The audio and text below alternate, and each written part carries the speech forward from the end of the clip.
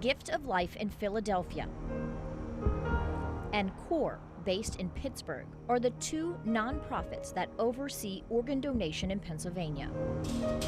Pennsylvania has always been a leader in organ donation and transplantation. Currently, we have the highest organ donor rate anywhere in this country. To some extent, I think saving lives is a motivation, but I think the bigger motivation is the money. Susan Shanneman with the Pennsylvania Coroners Association says organ donation generates big bucks. Lots of money. The organ donation industry is a $20 billion a year, billion with a B, industry.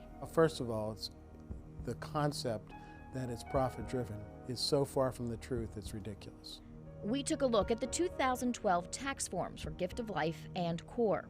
Combined, these two nonprofits are worth almost $100 million.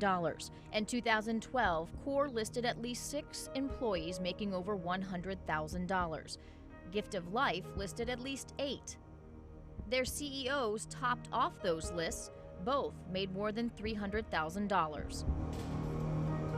If they were just taking it and rolling all the money over into the business of saving lives, would the individuals who are the CEOs and the top people in the organizations be making that much money?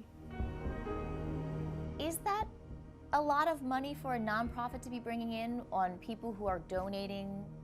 Tell me. Well, no, Susan Stewart is CEO of CORE. Last year, they did 500 transplants. You do have to have some reserves in order to grow. We believe that innovation is absolutely critical to impacting the 18 people that die every day because an organ's not available. Under federal law, you cannot be paid for organs.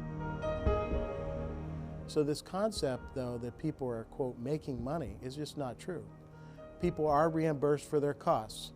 And yes, that could be, hundreds of millions of dollars in this country to reimburse the cost to perform the organ donation and the transplantation.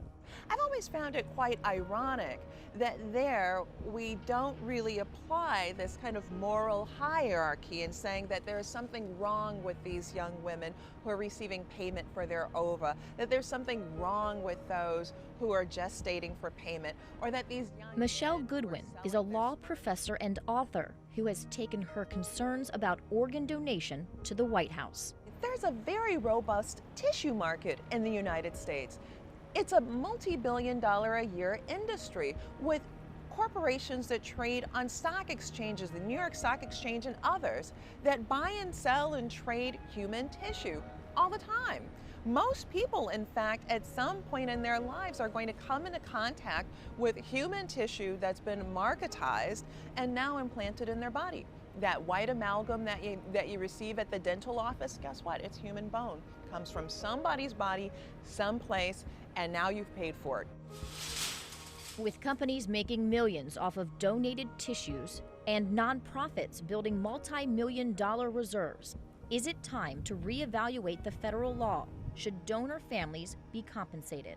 There have been debates about whether people should be paid for donation, but most people in the field feel it's probably not a good idea. I personally would love to try a pilot on helping families with funeral expenses if they've donated organs and tissues.